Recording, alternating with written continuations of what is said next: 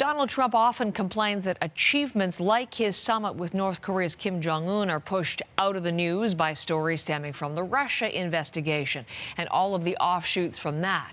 Well, Trump is facing another Monday morning with Robert Mueller's probe dominating headlines. Thomas Daigle is in our Washington bureau this morning, and let us lead off, Thomas, this time with the latest on the trial of course, former campaign chair for Donald Trump, Paul Manafort.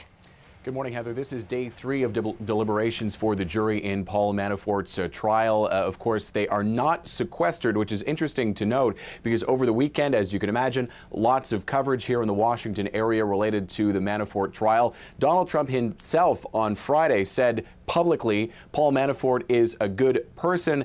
Manafort's lawyer in turn thanked the president for his support, and that was broadcast again and again here in the Washington area over the weekend. So it's hard to imagine how that is weighing on the minds of the 12 jurors today. But as always, Heather, not only Trump but his words all loom large over this trial, which continues with jury deliberation continuing a little later this morning. All right.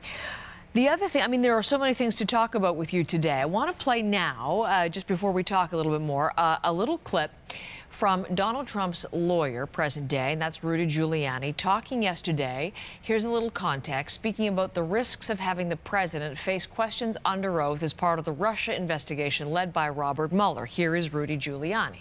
You tell me that, he should testify because he's going to tell the truth and he shouldn't worry. Well, that's so silly because it's somebody's version of the truth. Truth is truth. I don't mean to go like... No, it isn't truth. Truth isn't truth. Mr. Mayor, do you realize what... No. This is going to become a bad meme. Don't do this to me. Don't do truth isn't truth to me. Bad meme, it has indeed. Truth isn't truth. Okay, so there's Rudy Giuliani. Then there were comments that we're hearing about from Don McGahn, who's a former White House counsel, Michael Cohen, who's the former lawyer for Donald Trump.